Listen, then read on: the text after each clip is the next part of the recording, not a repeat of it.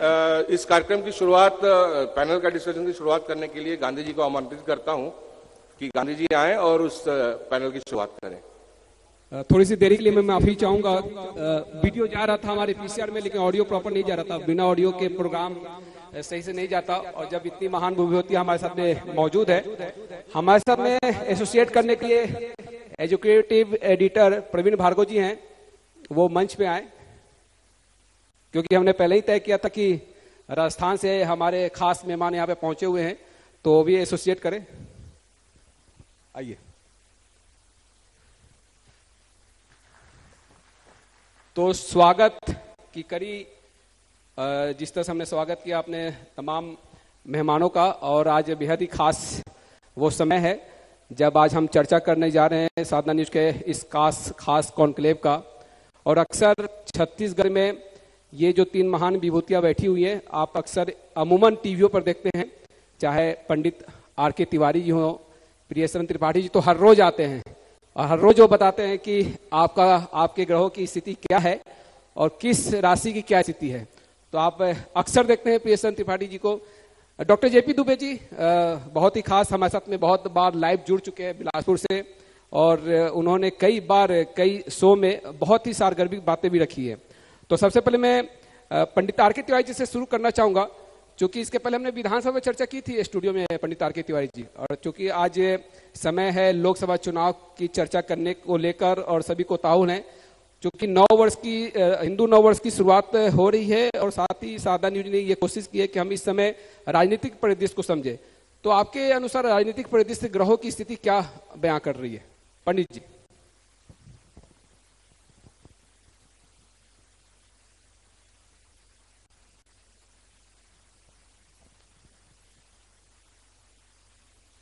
जी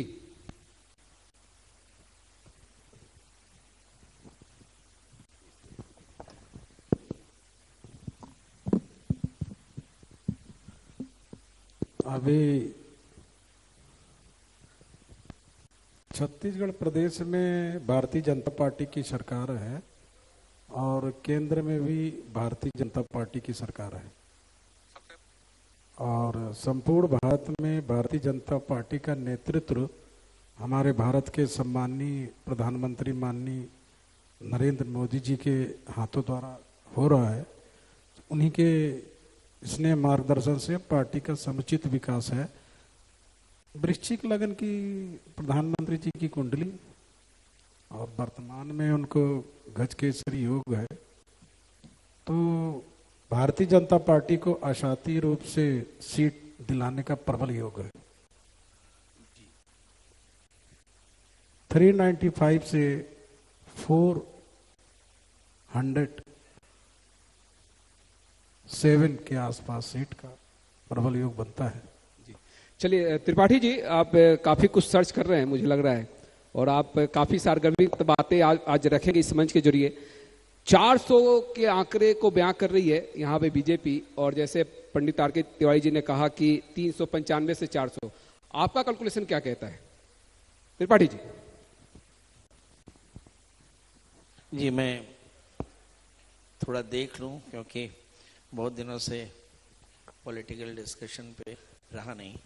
सबसे पहले हम भारत की राजनीति देखें, और मैं भारत की राजनीति आपको इसलिए बता रहा हूं क्योंकि कोई भी देश निरंतर तरक्की करता है और वो अपने विचारों के साथ तरक्की करता है। यदि हम किसी देश के राजनीतिक सोच की बात करें तो कभी वो स्टैग्नेंट नहीं होती। 1987 से पहले इस पूरी दुनिया में कम्युनिस्टों का राज था, और 1987 के बाद सारी दुनिया पे कैपिटलिस्टों का राज रहा। जब तक कम्युनिस्टों का राज था तब हम प्रो रशियन थे, और जब कैपिटलिस्टों का राज आया तो हम प्रो अमेरिकन हुए।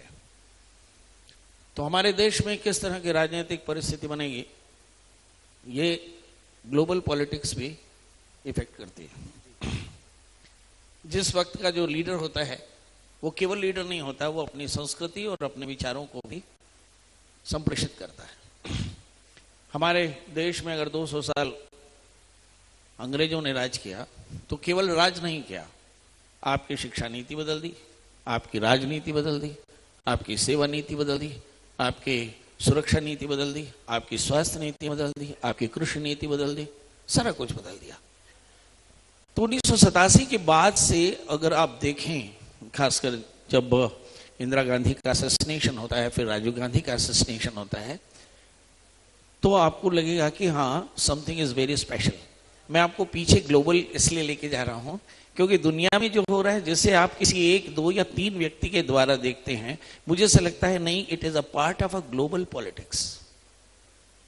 जो हिंदुस्तान में हो रहा है वो असल में दुनिया के बड़े सिपह सालार, बड़े सरदार की समझ से हो रहा है। 1942 में सुभाष चंद्र बोस ने बोला कि हमें हिंदुस्तान के लिए आजादी नहीं मांगनी चाहिए, क्योंकि बर्तानिया के आधे राज्य पर उनके दोस्त काबिज होंगे और बचे पर उनके दुश्मन, और जो बचा हुआ ब्रिटेन होगा वो हिंदुस्तान के किसी भी छोटे स्टेट से भी छोटा होगा, मगर हमें अमेरिका से डरना चाहिए। यूएसएसआर के कोलैप्स के बाद पूरी दुनिया में अमेरिकन पॉलिटिक्स का प्रभाव रहा। मैं आपको ये कहानी इसलिए बता रहा हूं कि जब आप ज्योतिष को देखना चाहें तो आप वर्ल्ड पॉलिटिक्स पे भी नजर डालें कि साउथ एशिया में जो होगा वही यूरोप में भी होगा, वही हिंदुस्तान में भी होगा, वही चाइना में भी होगा।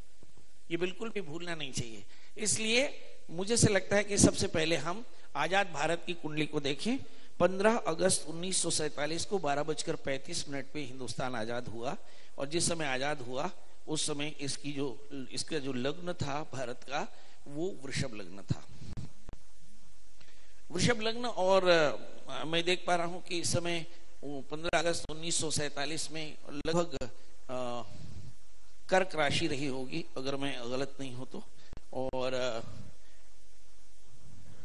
इसी समय पाकिस्तान ने मेष लग्न में अपने आप को आजाद कराया।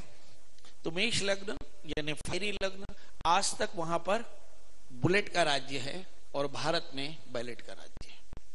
ये एक मुहूर्त के परिणाम आपको दुनिया में दिखाई देते हैं। अब आते हैं 1948 के बाद 52 का समय, और ये समय था पंडित जवाहरलाल नेहरू का। और जब हम हिंदुस्तान की तकदीर को देखते हैं तो शनि की महादशा में केतु का अंतर दिसंबर 2052 तक एक नीति चली जिसमें हमने बहुत अधिक अनाज उगाने का ध्यान किया। फिर हमारे पास में 1985 का समय आया जब राहु की दशा शुरू हुई, तो फिर हमने डिजिटल इंडिया की बात की और बहुत ज्यादा हमने दुनिया में विकास किया। 1990 के बाद लिबरलाइजेशन हुआ, और आज 2014 के बाद फिर एक चेंज आया। मैं आपको इसलिए बता रहा हूं कि हर 30 साल में एक राजनीतिक विचारधारा, एक राजनीतिक सोच बदलती है। जैसे ग्रहों की चाल बदलती है वैसी। जी जी जी, मैं उसी पे आ रहा हूं जी, कि एक सैटनिक बिहेवियर है। सैटनिक बिहेवियर है माना शनि को हम काल पुरुष का दशम स्थान का स्वामी मानते हैं। काल पुरुष के दशम स्थान का स्वामी शनि है, और शनि रेगुलेट कर रहा है। किसको रेगुलेट कर रहा है? राजा के ब्रेन को रेगुलेट कर रहा है। इंदिरा गांधी के असैसिनेशन के बाद भी राजीव गांधी आए और उन्होंने कहा कंप्यूटर युग आएगा, और फिर उन्होंने लिबरलाइजेशन और दुनिया भर की चीजें की, और आपने देखा कि 2014 तक उस लिबरलाइजेशन का फर्क पड़ा। देश में कंप्यूटर आया, बहुत तरक्की हुई, है ना, जिसमें हम कह सकते हैं कृषि नीति भी बदली होगी, हमारी औद्योगिक नीति भी बदली होगी, राजनीति भी बदली होगी, सबका असर पड़ा। और 2014 तक ये 30 साल चला। 2014 में एक नारा लगा, सबका साथ सबका विकास। नारा कुछ भी हो, मगर फिर शनि बदला, और फिर शनि के ट्रांजिट में फिर एक नई तासीर आई जो लगभग 30 साल चलने वाली है।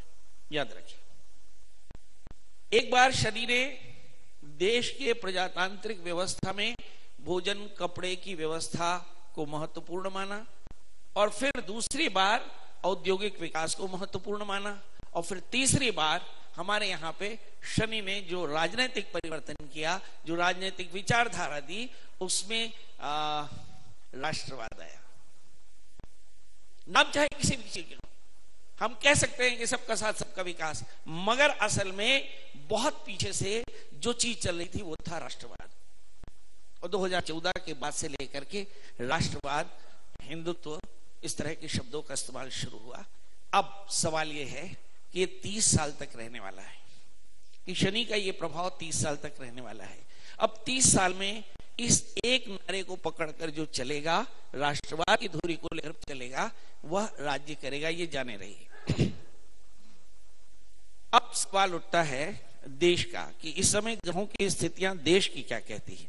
शुक्र की दशा चल रही है, मुझे ऐसा लगता है मीडिया सारे लोग हैं, मेरी बात सारी दुनिया भी सुन रही होगी, है ना। हमारे यहाँ हमारे जिया जी कहा करते थे कि जब पड़ोसी को सुनाना हो तो जैसे कोई आए तो बोलना चाहिए भाई रसगुल्ला लेके आओ, बोले घर में खाने को दाना ना हो, तो पड़ोसी सुन लेता है कि भाई हमारे यहाँ रसगुल्ला है ना। तो इसी तरह से हम कह सकते हैं कि हमारी देश की जीडीपी 13% है। बोलने में क्या रखता, मैं तो कहता हूं 33% है ना। पर असल में देश में वास्तविक रिसेशन है, देश में वास्तविक बेरोजगारी है, देश में वास्तविक महंगाई है, देश में वास्तविक अव्यवस्था है। लेकिन त्रिपाठी जी, मगर, ये मगर, किस मगर, किस कालखंड में नहीं रहा ये मुझे लगता है महंगाई और बेरोजगारी का जो मुद्दा आप कर रहे हैं। नहीं, मैं लेट मी कंक्लूड जी। मगर ये सारे के सारे मुद्दे राष्ट्रवाद के नीचे खड़े हो गए। याद रखिए कि 2014 में भूख, भय, भ्रष्टाचार, रोजगार पर, विदेश नीति और पेट्रोल डीजल पर जो सत्ता में काबिज हुई सरकार, अब भय, भूख, भ्रष्टाचार, राजनीति, पेट्रोल डीजल, विदेश नीति, चीन, पाकिस्तान, अब कुछ नहीं मायने रखता, राम जी मायने रखते हैं, राम जी मायने रखते हैं। और ये सैटरिक बिहेवियर है और ये काल में होगा ही, ये तय है।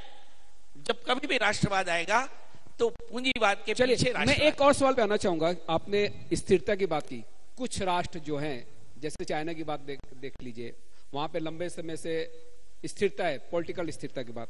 रसिया में देखिए पुतिन जी बहुत समय से जमे हुए हैं। भारत के परिदृश्य में आप देखिए, आपके हंसी को क्या माना जाए? मैं उस पर भी आता हूँ। क्या होता है जी, हमारे यहाँ एक गांव का जो सरपंच होता है ना, हाथ में हंटर लेकर खड़ा रहता है, सब शांत रहो तो सब शांत है जी। तो जिस जगह पर ऑटोक्रेसी है, चाहे वो रशिया में हो, चाहे चाइना में हो, या और किसी देश में, मैं नाम तो नहीं लूंगा क्योंकि नाम लेना खतरे से खाली नहीं है, तो जहां जहां भी ऑटोक्रेसी जैसी चीज दिखाई पड़ेगी वहां बड़ी शांति दिखाई पड़ेगी, वहां बिल्कुल कोई पॉलिटिकल चेंज नहीं होगा, क्योंकि पॉलिटिकल चेंज डेमोक्रेसी में होता है। डेमोक्रेसी नहीं तो पॉलिटिकल चेंज कैसा, पॉलिटिकल रेवोल्यूशन कैसा? जब आपको बोले कि आजादी नहीं, आप डर के रहोगे तो फिर शांति है, फिर तो सब ठीक है, कहीं कोई तकलीफ नहीं है। पुतिन के आगे कौन बोलेगा, शी जिनपिंग के आगे कौन बोलेगा? तो आप जाने रहिए। चाहे आपको लगता है कि चाइना में तो लोकतंत्र की जब भी बात होती है, और चाइना में किस तक स्थिति है, मीडिया वहां जाकर खुले बात भी नहीं कर सकती, आप तो यहाँ एटलीस्ट खुल के बात तो कर रहे हैं। नहीं, आपको ऐसा क्यों लगा कि ऑटोक्रेसी में मैंने इंडिया का नाम जोड़ दिया? मैंने तो कहा ही नहीं, मैंने कहा ये आपने समझ लिया, मैंने तो आपने समझाने की कोशिश की तब तो समझा मैंने। ना मैंने ये नहीं समझानी, मैंने तो ये कहा कि ऑटोक्रेसी जहां होगी वहां शांति होगी।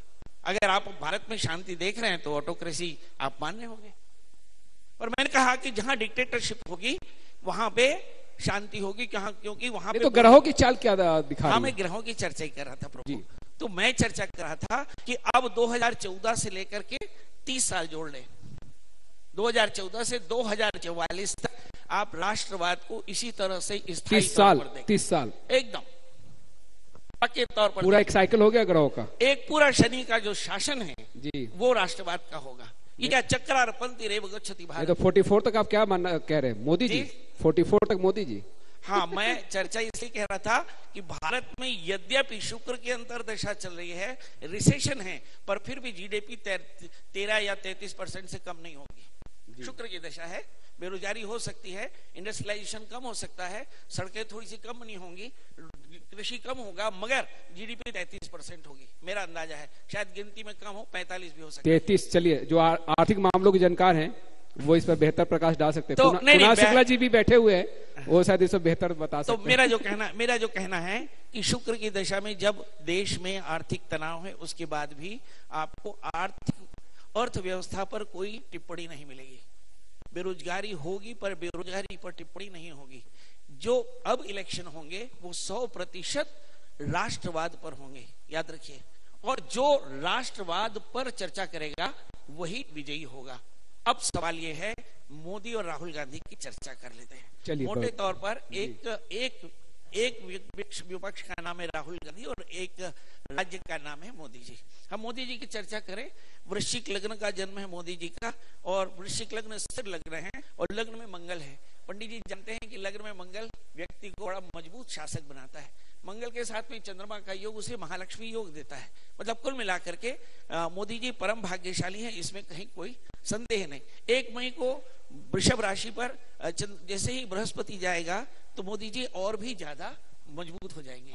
अब सवाल यह है कि इस बीच में अगर कोई इलेक्शन आता है तो उस इलेक्शन में मोदी जी की परिस्थिति कैसे रहेगी, ये हमें देखने की जरूरत पड़ेगी। तो हम मोदी जी की जन्म कुंडली देखते हैं। इस समय जो मोदी जी की जन्मपत्री में दशाएं चल रही हैं वो कैसी हैं, क्या वो फेवर करती हैं, और क्या राहुल गांधी की जन्म कुंडली में भी इसी तरह के कोई योग है कि जिनमें उनको कोई फायदा होता है। तो मैं आपको बता दूं कि इस समय मोदी जी की कुंडली कहती है कि, मेरे पास डेटा है, थोड़ा समय लगेगा। यस, 17 सितंबर 1950 11:10 मेहसाणा का जन्म है उनका, मोदी जी का। और वृश्चिक लग्न, वृश्चिक राशि है उनकी। 10वें स्थान में शनि है। मैरिटल लाइफ बहुत अच्छा नहीं। 11वें स्थान में सूर्य बेहद स्मार्ट, 11वें स्थान में केतु बहुत प्रयोगवादी, 5वें स्थान में राहु है। बहुत बड़े मजे हुए राजनेता हैं। इस समय जो इनकी ग्रह दशा चल रही है वो मैं देख पा रहा हूं कि मंगल की महादशा। आप देखिए, मंगल केंद्र में बैठा है और ये पूर्ण राजयोग देता है। तो मैं आंख बंद कर कह सकता हूं कि मोदी जी की सत्ता को अभी आने वाले 4-5 वर्षों तक कोई चैलेंज नहीं कर सकता। ये पक्के तौर पर जान लीजिए, क्योंकि मंगल इस समय लग्नेश होकर के स्वग्रही हुआ और मंगल की दशा चल रही है। चलिए, मैं आपके पास आऊंगा। डॉक्टर जेपी दुबे जी भी है। डॉक्टर जेपी दुबे जी, चूंकि आज तारों सितारों की चाल राजनीति की राह पे चर्चा चल रही है और विशेष संदर्भ हमने लोकसभा चुनाव रखा है, तो इस लोकसभा के चुनाव के परिदृश्य में आपका कैलकुलेशन किस तरह का निकल के सामने आ रहा है?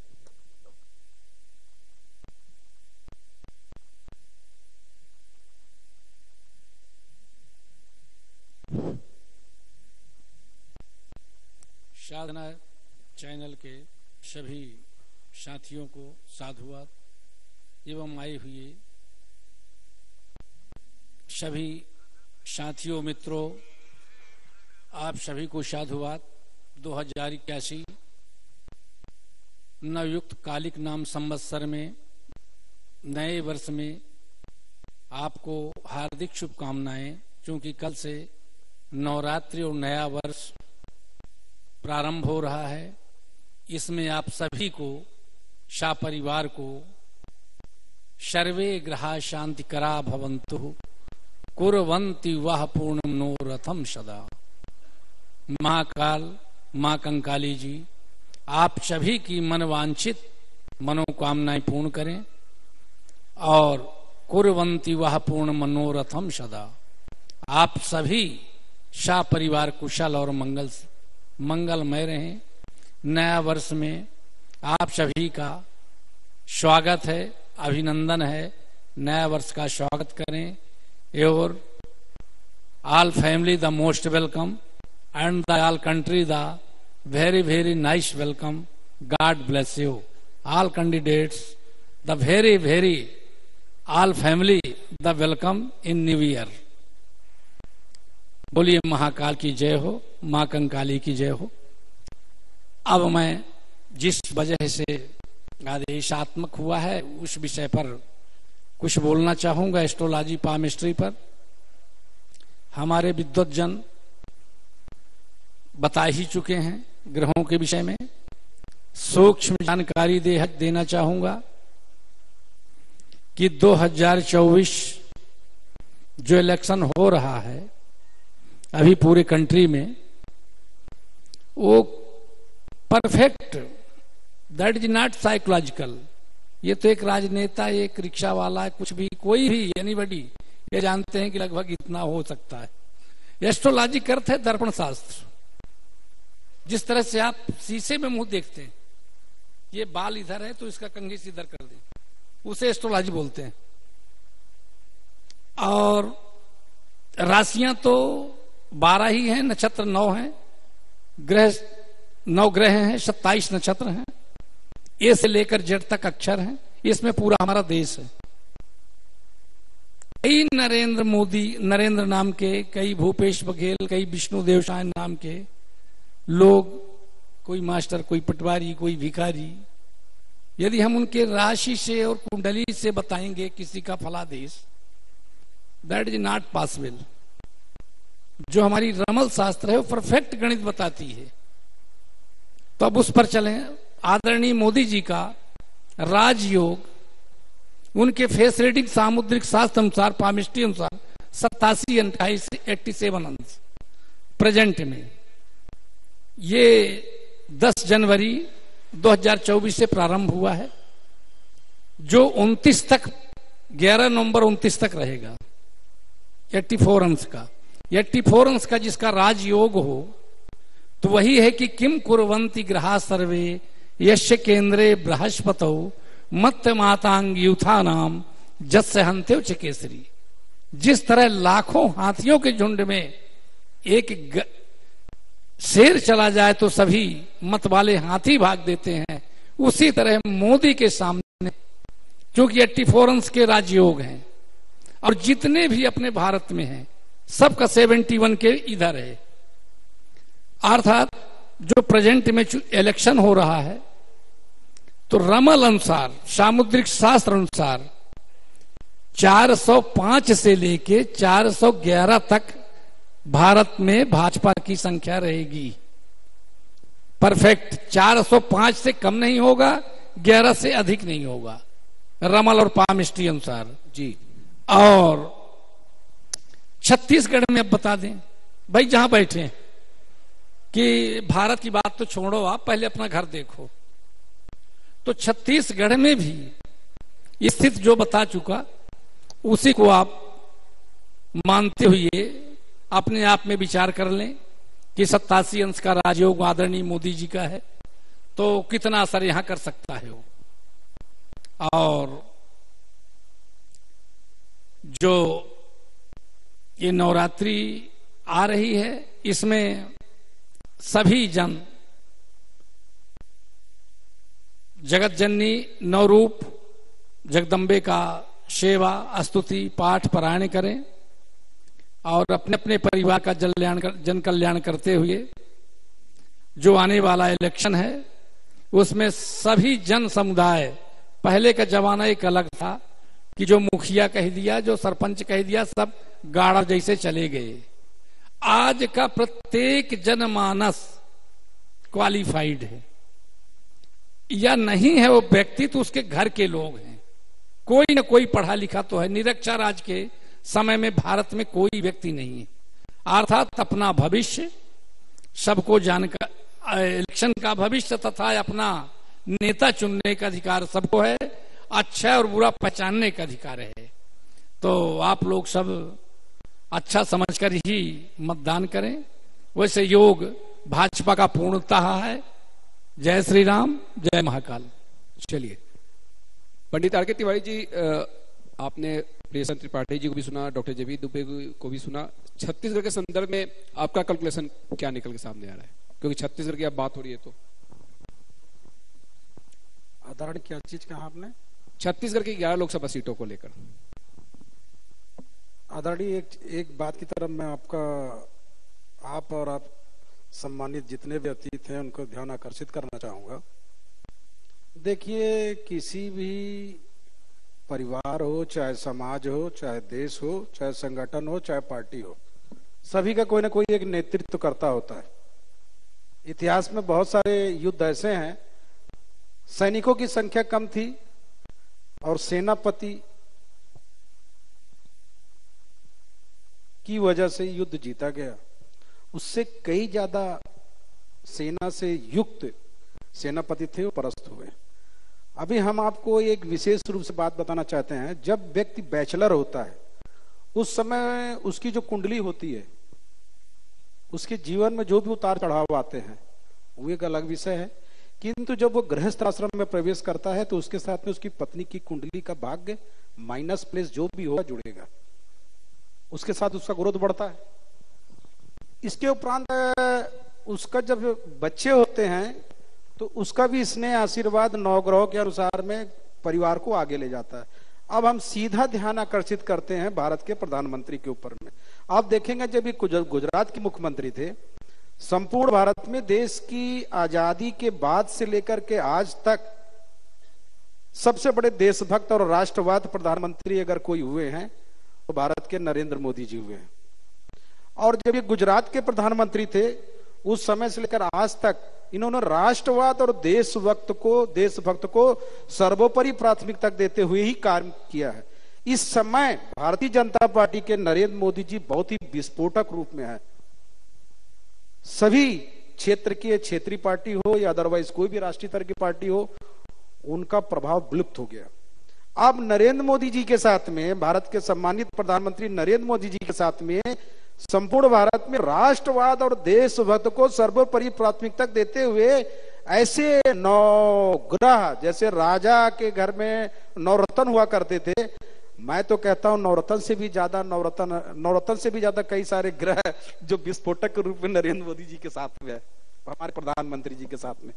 तो उनका आभा, उनका व्यक्तित्व, उनका पर्सनालिटी इस समय जो स्वरूप लिया, मैं अपने जीवन में आज तक ऐसा नहीं देखा। अपने जीवन में आज हमारी जो उम्र है, हमारे जीवन में बहुत सारे हमारे क्लाइंट आए, बहुत सारी चीज पर मैंने विचार फोकस किया, परंतु नरेंद्र मोदी जी के पीछे जितने टीम है जो निस्वार्थ भाव से काम कर रहे हैं वो सब विस्फोटक हैं।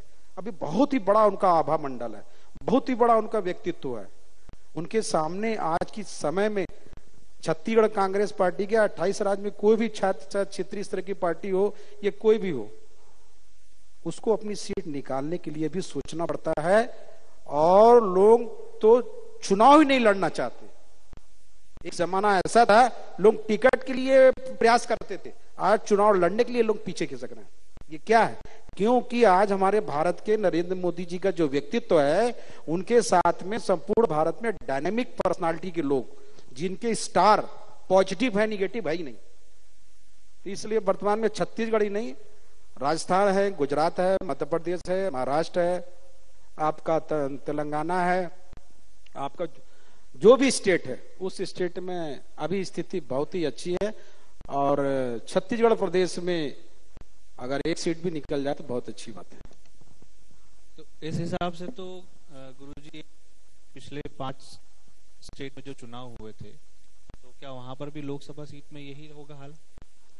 हाँ, इस समय देखिए, इस समय वर्तमान में देश के ऊपर एक संकट आ सकता है। और लग्न कुंडली के अनुसार नरेंद्र मोदी की जो लग्न कुंडली है भारत के प्रधानमंत्री जी का, उसमें कुछ ग्रहों की स्थिति ऐसी है, कुछ अगर परिस्थितियां ऐसी निर्मित हो रही जिसमें उनको उड़ीसा के नवीन पटनायक और भी 1-2 स्टेट, जैसे उन सभी स्टेट के लोग जो है उनका सहयोग लेना पड़ सकता है, वो उनकी कुंडली बता रही है। किंतु वर्तमान में आज के समय में भारत के जो प्रधानमंत्री हमारे नरेंद्र मोदी जी है, उनके साथ संपूर्ण भारत में राष्ट्रवाद और देशभक्त के ऐसे लोग जुड़े हैं कि अब सामने बात करने के लिए भी सोचना पड़ता है। ये नहीं, मुझे ऐसा लगता है कि युद्ध चाहे कितना भी शक्तिशाली राजा क्यों ना हो और किसी भी कमजोर राजा से क्यों न रहा हो, युद्ध फिर युद्ध होता है। और मुझे ऐसा लगता है कि रूस और यूक्रेन, हमास और इजराइल की लड़ाई से भी अरब ना सीख पाए, तो मुझे ऐसा लगता है ये बड़ी चिंता का विषय है। मुझे ऐसा लगता है कि इलेक्शन नरेंद्र मोदी जी के लिए इतना इजी नहीं होगा, क्योंकि चतुर्थे शनि उनका 10वें स्थान में है, उन्हें थोड़ा सा स्ट्रगल करना होगा। सत्ता उनकी बरकरार रहेगी, ये तय रहा, मगर 2023 से जैसे ही उनकी शनि की दशा चली है, मुझे से लगता है कि 1 मार्च 2024 से जैसे ही उनकी शनि की दशा चली है, एक एलिगेशन इलेक्टोरल बॉन्ड के रूप में दिखने लगा है। और फिर से सुनिए कि शनि न्याय का अधिकारी है और शनि फिर न्यायाधीश है। और ये जो पहला जो प्रॉब्लम क्रिएट हुआ है वो इलेक्टोरल बॉन्ड के रूप में, वो सुप्रीम कोर्ट की तरफ से हुआ है। इसका मतलब ये है कि शनि बिल्कुल भी वैसा ही असर कर रहा है जैसा उनकी जन्म कुंडली में है। अगर ये जन्म कुंडली सही है तो इतना इजी नरेंद्र मोदी जी के लिए ये बिड नहीं रहेगी। इसलिए मुझे ऐसा लगता है कि नरेंद्र मोदी जी अगर सचमुच में सधे हुए पॉलिटिक्स हैं तो बड़ी सावधानी से एक एक पग आगे बढ़ाएंगे। सत्ता में उनको चैलेंज कुछ नहीं है, मगर प्रॉब्लम नहीं आएगी ऐसी गारंटी नहीं। बड़ी प्रॉब्लम आने वाली है जिसमें नरेंद्र मोदी जी फंस सकते हैं। डॉक्टर जेबी दुबे जी, चूंकि अब शनि की बात होती है, शनि कर्म प्रधान माना जाता है, कर्म जिसका जैसा रहेगा वैसा शनि रिजल्ट देगा। जो बात प्रियशरण त्रिपाठी जी बोल रहे हैं उससे आप कितना इत्तेफाक रखेंगे? त्रिपाठी जी का कहना एकदम सही है, लेकिन जन्म कुंडली में 61 अंश से लेके और 87 अंश तक का यदि शनि और राहु, प्रथम होता है राजयोग देने वाला राहु, जिसको लोग डरवाते हैं कि राहु तुम्हारा विपरीत है। राहु ही राज्य देता है, शनि देता है। राहु का द्वयम द्योतक राज्य शनि देता है, एवं वो शनि जो है तो लोहे का प्रतीक है। लेकिन राहु प्रथम पूर्णतः 100% राज्य देता है। राहु राज्य देने के लिए ही उसका उत्पत्ति हुआ है। जिसके मस्तक में शनि हो वो महान चक्रवर्ती राजा होता है, जिसके हृदय में हो वो लगभग 14 साल राजा होता है, जिसके बाहों में हो 21 वर्ष होता है, इत्यादि इत्यादि। यानी राहु राज्य देता है, शनि उसका मेलापक ग्रह है। यदि खड़यांश उसका 64 अंश का है तो साथ ही बनेगा वो। और कई तरह का जैसे कोयला है, लोहा है, भैंस है, इत्यादि इत्यादि का कार्य भी संलग्न कराएगा वो। और निश्चित है हमें मेन अपने भारत पर चलना है।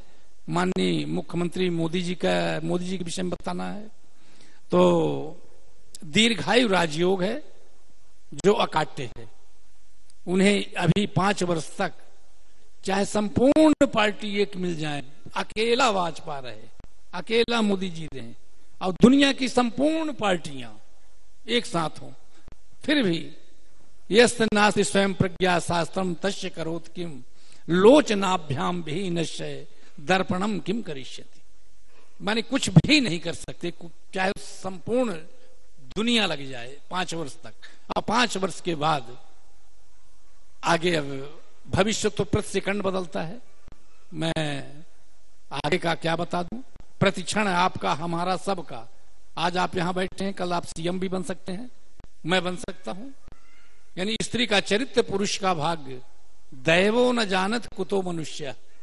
स्त्री का हमारे रावण संहिता में है, रावण ने लिखे, रावण जी हमारे लंकेश दादा लिखे हैं कि स्त्री का चरित्र और पुरुष का भाग्य, ग्रह नक्षत्र प्रत्येक क्षण बदलते हैं। जिस तरह ये सबसे बड़ा गुरु हमारा घड़ी होता है, हमारे जीवन काल से 1 सेकंड निकल गया, अच्छा करें या बुरा करें। अब आज का डेट 8/4/2024, जितने बैठे हैं लौट के नहीं आने वाला।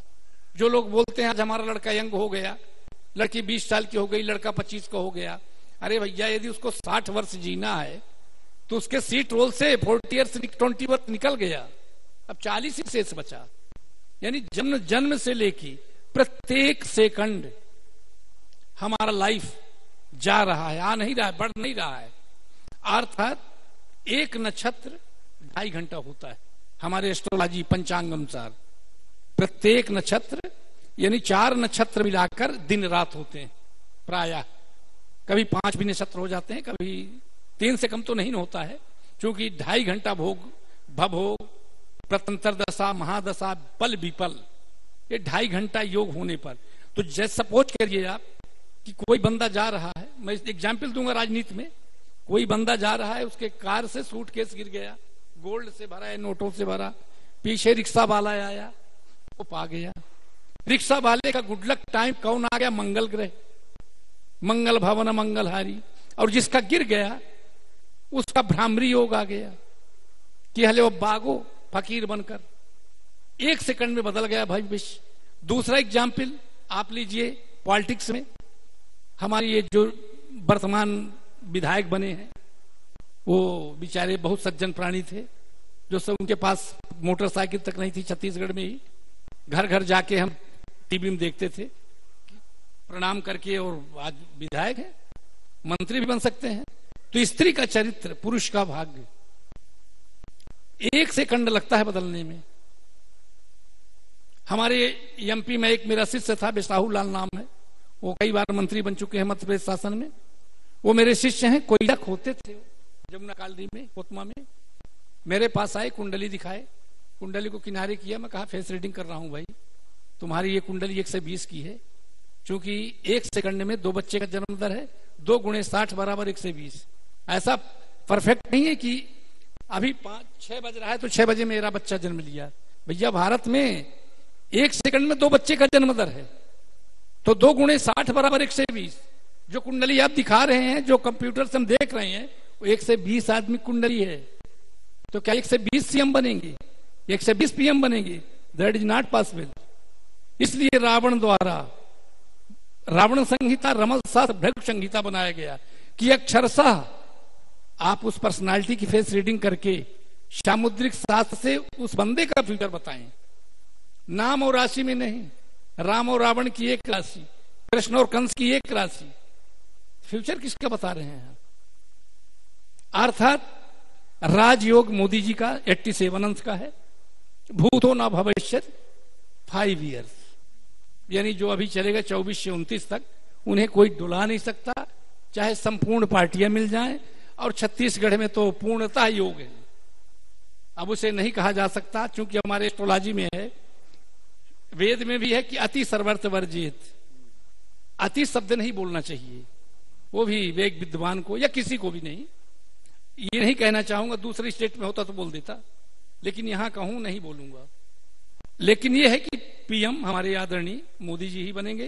पूर्ण राजयोग है, 87 अंश का है। जय श्री महाकाल की। चलिए अब चलते चलते प्रियसन त्रिपाठी जी, आपका कुछ कैलकुलेशन, कुछ अहम बात जो आप इस मंच के जरिए। नहीं, मैं जी, मुझे ऐसा लगता है कि जब हम ज्योतिष की बात करते हैं तो ज्योतिष को मान्यता देनी होगी,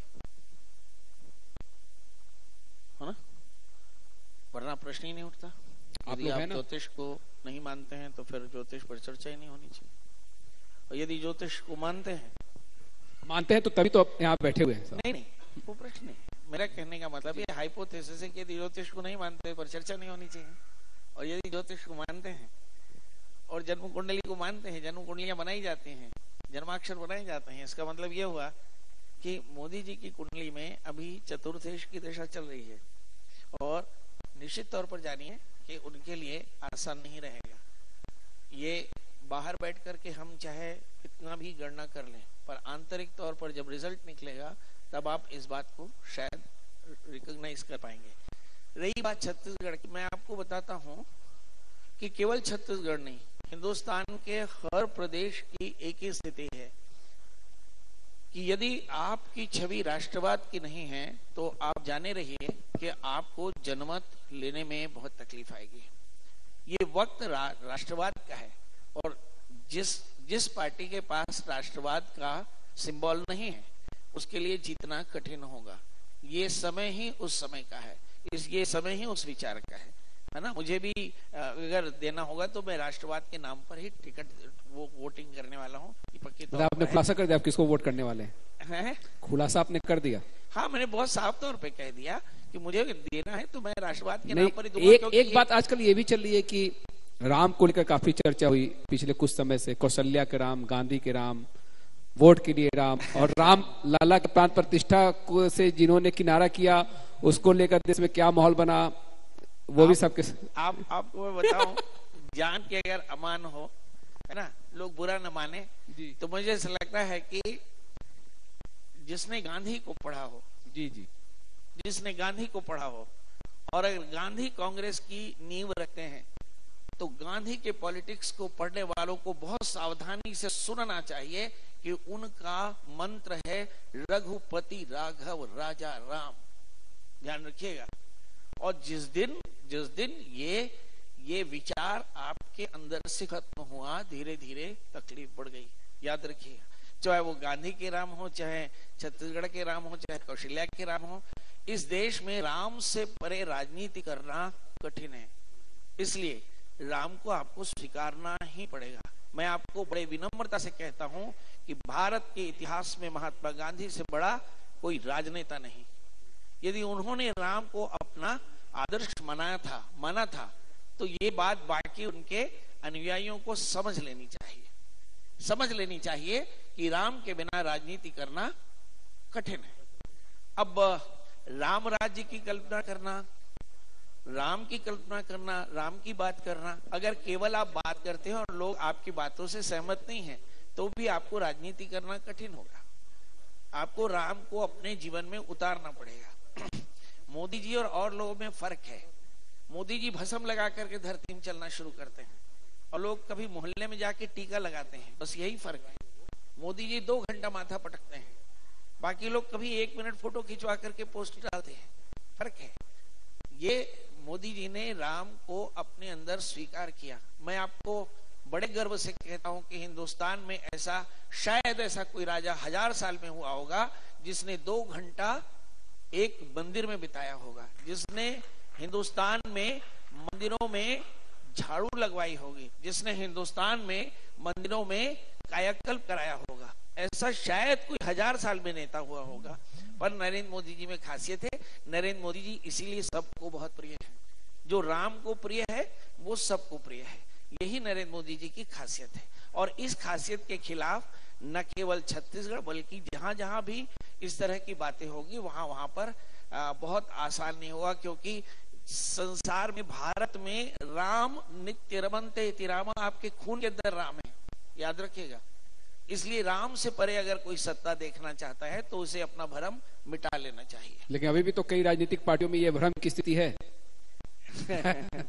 मैं बोला ना, हिंदुस्तान में 1925, अगर मैं गलत नहीं हूं तो 1918 1911 कांग्रेस की स्थापना के बाद एक 1925 में आरएसएस का प्राकट्य हुआ, 1926-27 में तबलीगी जमात का प्राकट्य हुआ।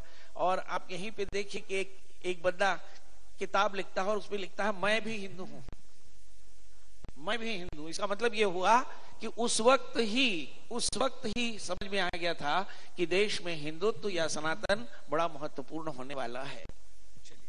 तो इस चुनाव में भी ये काफी महत्वपूर्ण, एकदम 100% राम जी असर करने वाले हैं।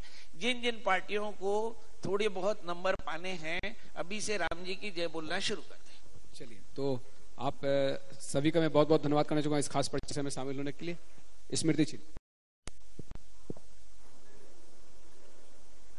आप सबका बहुत बहुत धन्यवाद। और मैं गांधी जी और प्रवीण जी से आग्रह करूंगा कि मंच पर उपस्थित तीनों अतिथियों का मोमेंटो के साथ सम्मान करें।